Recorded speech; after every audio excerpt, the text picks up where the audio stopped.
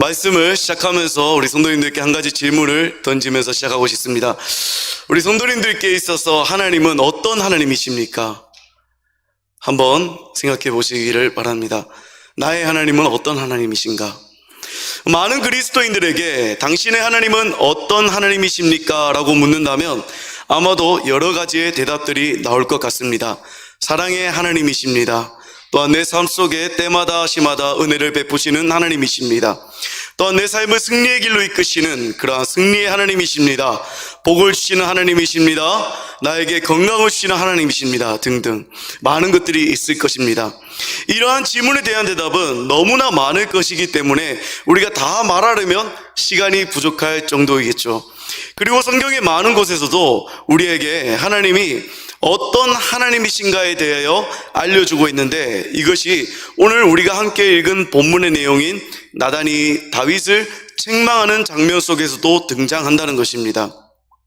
오늘 다윗이 책망받는 이 사건을 통해서도 하나님이 어떤 분이신지에 대한 내용을 우리에게 이야기해주고 있다는 것이죠. 오늘 함께 읽은 본문의 주인공은 두 사람입니다. 바로 다윗과 나단입니다. 그리고 현재 모습은 이스라엘의 선지자인 나단이 다윗을 찾아와서 책망을 하는 장면입니다. 이 당대의 위대한 왕이 선지자에게 책망받고 있는 이러한 장면을 이해하기 위해서는 이전에 있었던 사건에 대해서 우리가 조금 더 살펴볼 수 있어야 합니다.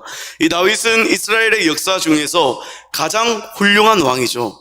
하나님 앞에서 가장 믿음으로 살기 위해서 노력한 왕입니다. 하나님의 마음에 가장 합한 왕입니다. 그러나 그런 다윗의 인생에 있어서 커다란 흠이 있다면 바로 우리아의 아내인 밧세바와 분류를 저지른 사건이었습니다. 이 분류 행동으로 인해서 밧세바는 임신을 합니다. 그리고 이 시기에 다윗의 충직한 부하이자 밧세바의 남편인 우리아는 암몬과의 전쟁에 투입되어 있었습니다.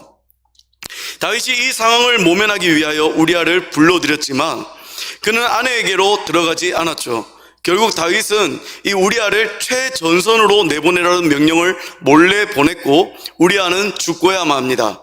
전쟁을 나간 군인의 아내와 불륜을 저지른 것도 모자라서 자신의 충성스러운 부하였던 이 우리아를 사지로 내몰아서 죽여버리고 말았다는 것입니다.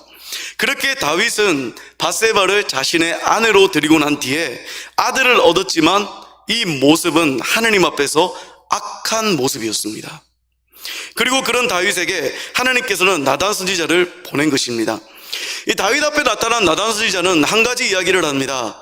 한 성읍에 가축이 많은 부자인 사람과 작은 암양 새끼 한 마리만 있어서 마치 자신의 딸처럼 기르는 가난한 사람이 있었습니다. 그 와중에 어떤 행인이 부자에게 오자 부자는 자신의 많은 가축 중에서가 아닌 가난한 사람의 새끼 암양을 빼앗아서 행인에게 대접해 버린 것입니다. 그리고 이러한 이야기를 들은 다윗은 분노합니다. 나단에게 여호와의 이름으로 맹세하면서 부자는 마땅히 죽을 자이고 가난한 자에게 양에 대한 새끼를 4배나 갚아주어야 한다라고 이야기를 한 것입니다. 하지만 안타깝게도 다윗의 이러한 의로운 분노는 자기 자신을 향한 것이었습니다. 이런 배경에서 나단은 마치 부자와 같았던 다윗을 향하여 책망하기 시작합니다. 다윗의 지난 삶의 여정을 되돌아보게 합니다. 그와 더불어서 그의 죄가 무엇인지를 이야기합니다. 그 죄의 결과가 어떻게 될 것인지를 이야기합니다. 그리고 나단의 그 책망 앞에서 반응하는 다윗의 모습, 이것이 바로 오늘 우리가 함께 읽은 본문의 전체적인 내용이라는 것입니다. 중요한 것은 이러한 책망의 상황 속에서 하나님이 어떤 분이신지를 본문이 우리에게 보여주고 있다는 것입니다. 다윗의 인생을 돌보시고 현재 일어난 이 죄악의 사건 속에서 역사하시는 그 하나님을 분명하게 우리에게 보여주고 있다는 것입니다. 그리고 이러한 다윗의 하나님은 이 시대에도 여전히 변하지 않으시는 우리의 하나님이심을 믿습니다. 그렇기에 저는 이 시간이 본문을 통하여서 우리 하나님, 더 나아가 나의 하나님이 어떤 하나님이신지를 함께 살펴보는 그러한 시간이 될 수 있기를 간절히 바랍니다. 첫 번째로 우리 하나님은 항상 부족함 없이 주시는 하나님이십니다. 한 번 더 고백하겠습니다. 나의 하나님은 항상 부족함이 없이 주시는 하나님이십니다. 믿으십니까? 오늘 본문 7절과 8절에서 나단이 다윗을 향한 책망의 말씀, 이것을 우리가 함께 읽었으면 좋겠습니다. 오늘 본문의 7절과 8절 말씀입니다. 같이 읽겠습니다. 시작.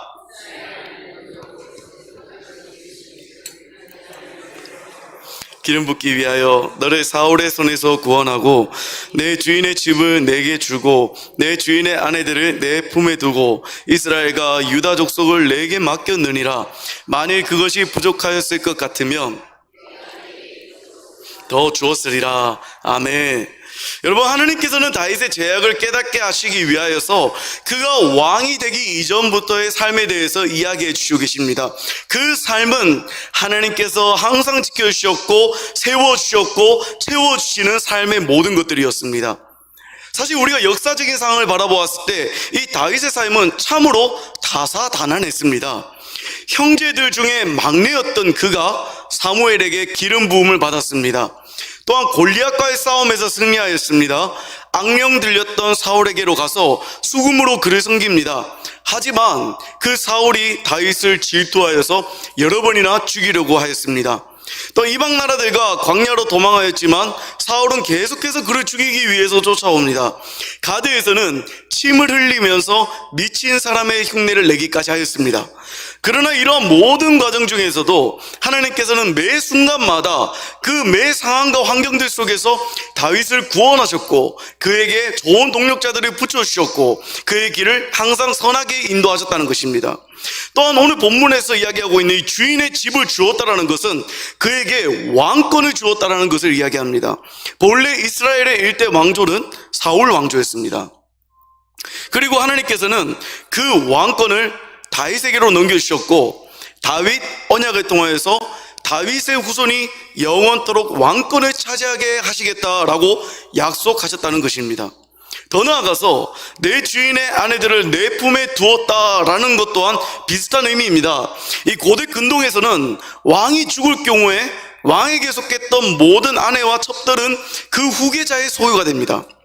그러나 실제로 사울의 아내인 아히노암이나 그의 첩 리스바를 다윗이 취했다라는 의미를 이야기하는 것이 아닙니다. 그만큼 사울에 속해 있던 모든 것들을 다윗에게 하나님께서 허락하셨고 주셨다라는 것을 나단을 통하여서 하나님이 지금 강조하고 계신다는 것입니다. 다윗이 헤브론에서 유다 족속만을 7년 6개월 동안 다스리다가 이 사울의 아들 이스보셋이 죽은 후에 예루살렘에서 온 이스라엘을 다 다스리게 된 이 모든 것이 자신의 능력 때문이 아니었습니다. 다 하나님께서 다윗에게 허락해 주셨기 때문에, 하나님께서 다윗을 인도해 주셨기 때문에 가능한 일들이었습니다. 결국 수많은 일들 속에서도 그의 형편들을 보시고 때에 따라 필요한 것들을 하나님께서 항상 부족함 없이 주셨다라는 것을 지금 다윗에게 말씀하고 계신 것입니다. 거기에 다윗이 다른 것들을 더 요구했더라면 하나님은 그 요구한 것들에 대해서 책망하지 않고 더 풍성히 채워줬을 것이다. 네가 원했다면 내가 더 부어줄 것이다 라고 지금 말씀하고 계시다는 것이죠. 이처럼 다윗은 하나님의 항상 부족함 없이 주시는 그 은혜를 받아 누리며 살아가고 있었습니다. 그리고 이것을 우리의 삶에 대입해 볼까요? 우리도 어떤 의미에서는 마찬가지일 것입니다. 하나님께서는 우리의 삶의 시작부터 끝까지의 모든 것들을 주관하고 다스리시며 우리에게 항상 부족함 없이 주시는 하나님이심을 믿습니다. 그런데요, 우리 그럼에도 인간적인 눈으로 우리의 삶을 단순하게 바라보면 사실 부족함 투성이인 것처럼 보입니다. 항상 남과 나를 비교할 때가 많습니다. 또는 내가 처해 있는 상황에 대해서 원망할 때가 많다는 것이죠. 나는 아반떼를 타고 있는데 상대방이 소나타를 타고 있으면 그 차가 더 좋아 보입니다. 근데 상대방이 내가 소나타를 타고 있는데 상대방이 그랜저를 타고 있으며 또 그 차가 좋아 보입니다. 방이 3개가 있고 화장실이 2개가 있는 집으로 이사를 가고 싶어서 열심히 노력해서 이사를 가면 방이 4개가 있는 집이 좋아 보입니다. 우리는 만족하지 못하고 끊임없이 내게 있는 상황과 남이 누리고 있는 것들에 대해서 비교하며 살아갈 때가 굉장히 많다는 것입니다. 그러다 보니 우리의 입술 속에서는 내게 주어진 것들에 대한 감사보다는 불평할 때가 많다는 것이죠. 여전히 내가 가지고 있지 못한 것, 내가 누리지 못한 것을 보니 마음이 낙심되고 좌절할 때도 많다는 것입니다.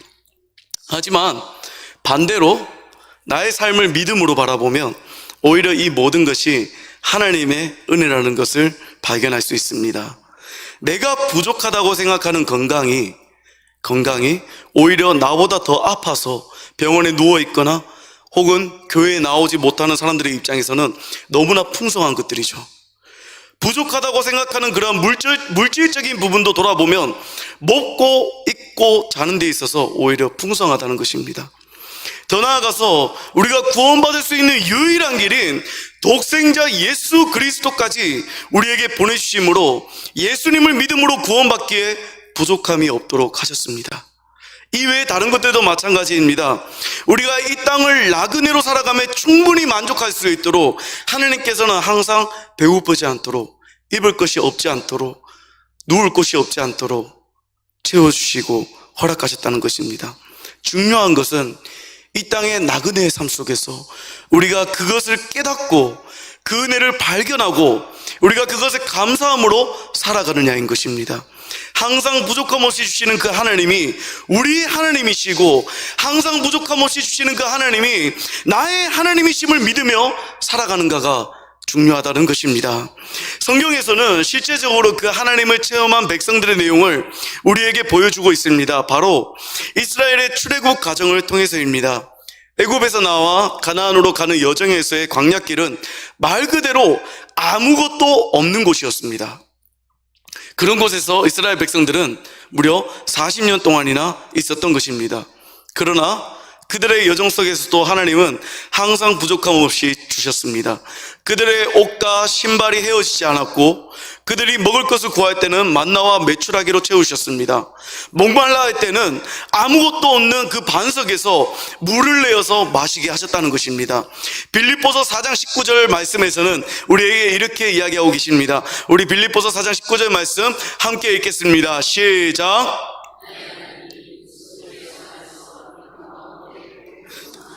너희 모든 쓸 것을 채우시리라. 아멘. 여러분, 하나님께서는 내 자신보다 나를 더 잘 아는 분이심을 믿으시기를 바랍니다.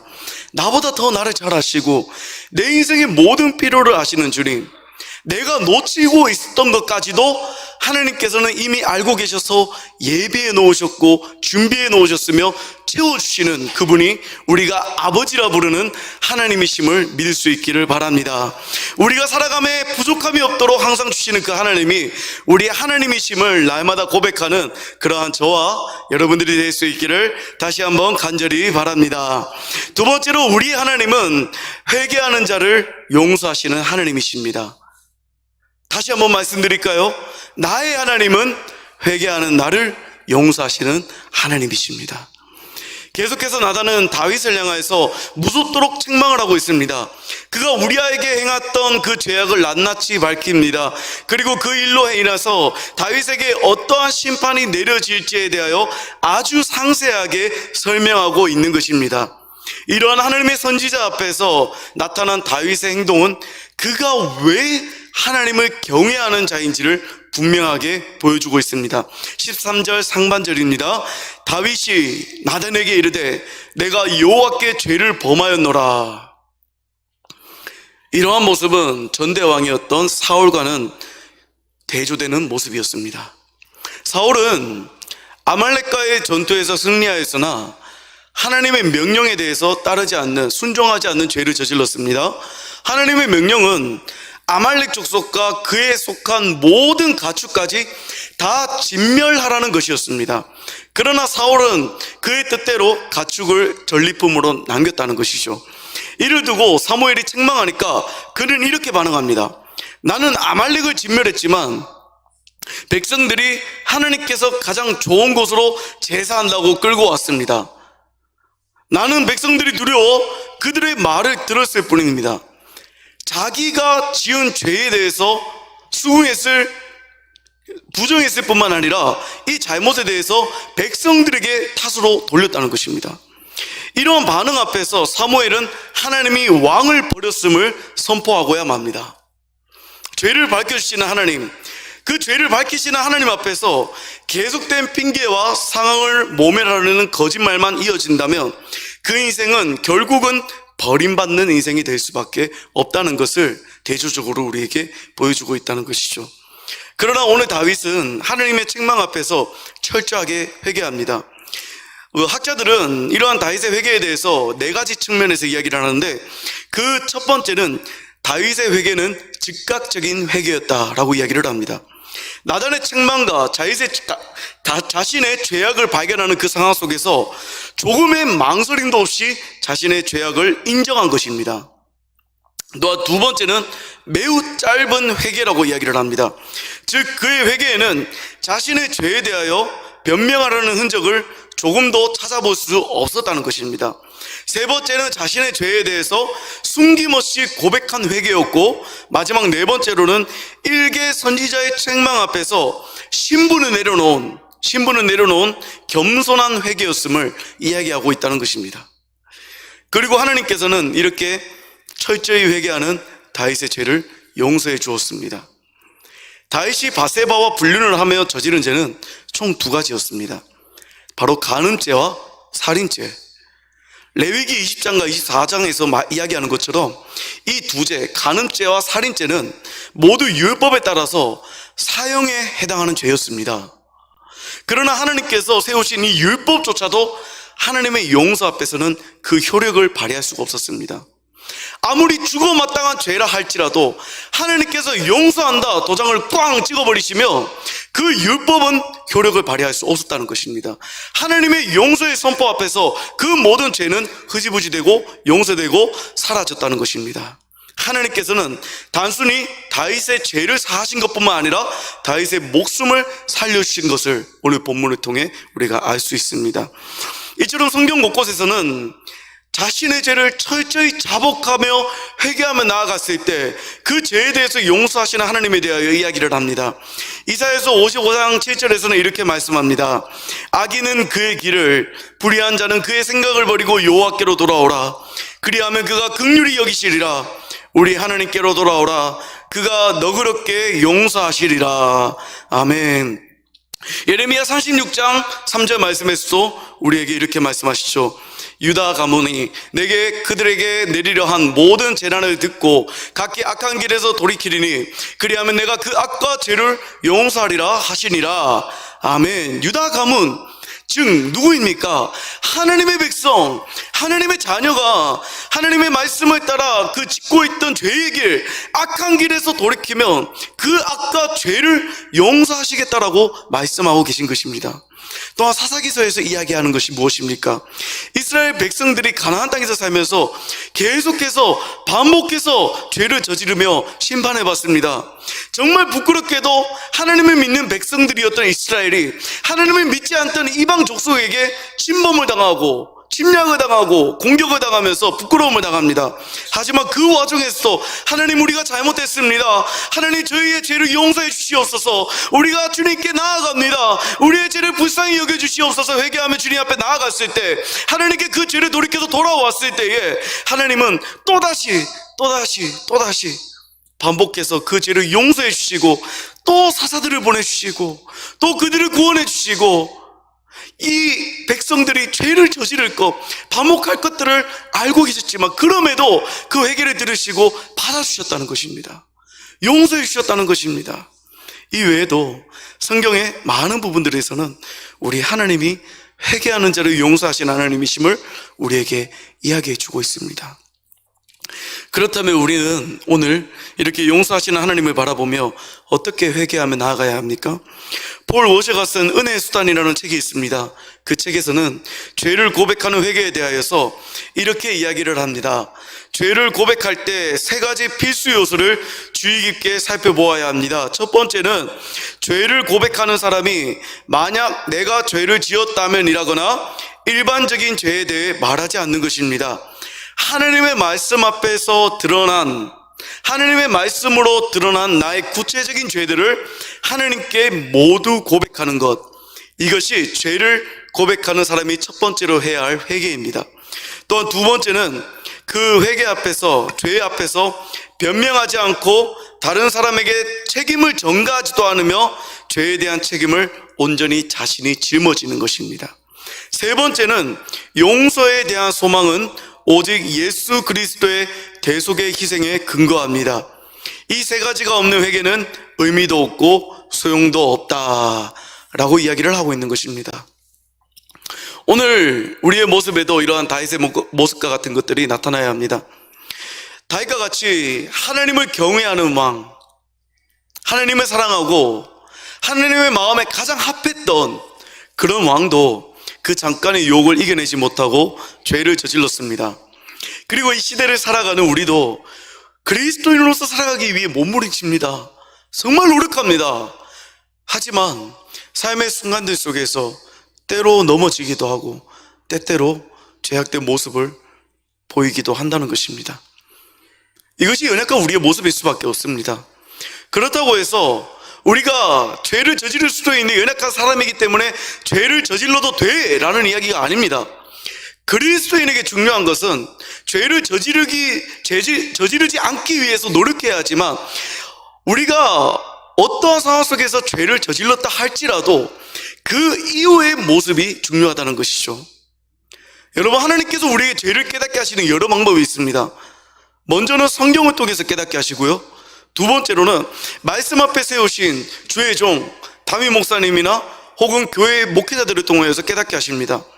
혹은 주변에 있는 가족과 사람들을 통해서 깨닫게도 하시고요, 때로는 그런 모든 상황이 통용되지 않을 때 직접적으로 하나님께서 역사하시거나 양심을 통해서 스스로 깨닫게도 하신다는 것입니다. 이처럼 하나님께서 주시는 그 말씀에 비추어서 자신의 죄를 깨달았다면 우리는 하나님 앞에서 솔직하게 고백하며 그 즉각적으로 회개할 수 있어야 합니다. 하나님 앞에서 우리는 어떠한 핑계를 대서도 안답니다. 하나님, 이번에는 이러이러해서 어쩔 수 없었습니다. 하나님, 이번에는 정말 불가피한 상황이라서 이럴 수밖에 없었습니다 라는 핑계를 대어서는 안 된다는 것입니다. 또는 하나님, 저 사람이 내게 자꾸만 강요해서 내가 어쩔 수 없었습니다. 저 사람 탓입니다. 이 사람 탓입니다 라고 다른 사람에게 책임을 전가해서도 안 됩니다. 내가 어떤 이유에서든 어떤 상황에서든 내가 잘못된 행동, 내 양심의 가책을 느끼는, 말씀에 위배되는 그러한 모습이 나에게 있었다며 그 모습 그대로를 하나님께 고백하며 철저하게 낮아진 모습으로 회개하며 나아갈 수 있어야 한다는 것입니다. 그럴 때 하나님께서는 오늘 다윗과 같이 우리를 용서해 주신다는 것입니다. 죄로 인해서 죽어가는 생명을 다시 살려주시고 우리에게 크신 자비와 긍휼하심으로 회개하는 자를 용서하시는 그 하나님이 바로 우리의 하나님, 나의 하나님을 믿으시며 나아가는 우리 모두가 될 수 있기를 간절히 바랍니다. 마지막으로 우리 하나님 어떤 하나님이십니까? 우리 하나님은 공의를 이루시는 하나님이십니다. 다시 한번 말씀드립니다. 나의 하나님은 공의를 이루시는 하나님이십니다. 오늘 본문의 마지막 14절과 15절 말씀을 보면 이해가 되지 않는 내용이 등장합니다.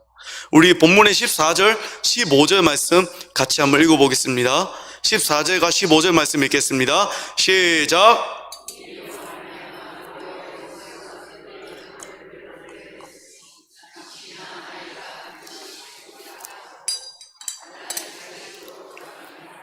우리 아의 아내가 다윗에게 낳은 아이를 여호와께서 치심에 심히 앓는지라. 아멘.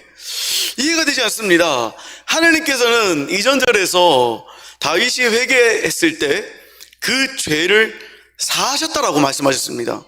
분명히 그 죄를 사하셨다라고 말씀하십니다. 사하셨다라는 것은 그것에 대해서, 그 죄에 대해서, 그 상황에 대해서 더 이상 책임을 묻지 않겠다라는 것입니다.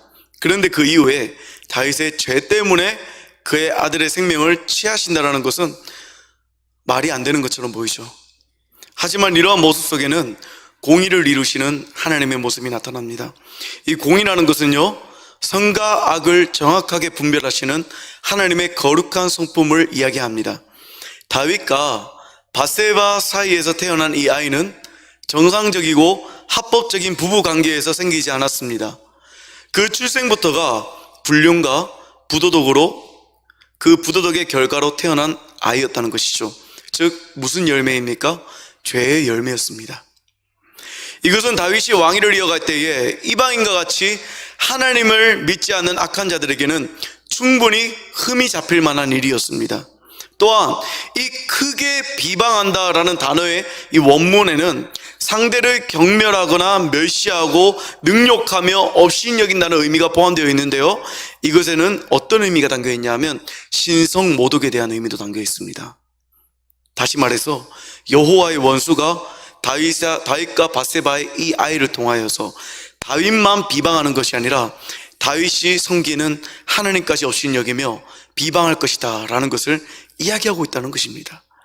그렇기에 이러한 아이를 치셔서 데려가신 것은 하나님의 공의를 이루시기 위함이었습니다. 하나님께서는 분명히 죄인을 용서하시고 죄를 지은 자를 사하시며 사랑하시지만, 그 영혼을 사랑하시지만, 분명히 우리가 알아야 하는 것은요, 죄는 결코 사랑하실 수 없는 거룩한 분이라는 것입니다. 또한 모든 인생을 공정하게 심판하시는 분이십니다. 따라서 죄인이 회개했을 때 그를 용서하시고 받아주십니다. 그러나 그가 범한 죄에 대해서는 철저하게 징계하신다는 것이죠. 이러한 징계는 회개한 죄인을 완전히 멸하시기 위해서 너 회개했냐? 하지만 네가 죄를 지었기 때문에 너는 죽어라! 라는 심판의 의미에서 주시는 것이 아닙니다. 이 징계를 통하여서 자신이 회개했지만 다시 한번 자신의 그 회개한 죄에 대해서 깨닫고 다시는 그 죄에 대해서 가까이 하지 않게 하시기 위한 선한 방법이시라는 것이죠. 다윗에게도 마찬가지였습니다.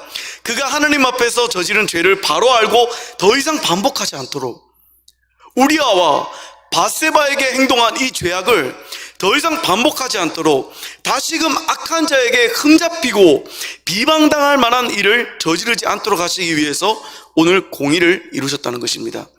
이것에 대해서 조금 더 우리 성도님들께 쉽게 설명드리고자 하는 방법이 없을까 하면서 좀 책을 찾아보다가 이 박영돈 목사님이 쓰신 삶으로 설명한 신앙이라는 책에서 이 공의에 대해서 좀 더 쉽게 풀어진 설명을 하고 있기에 가져왔습니다.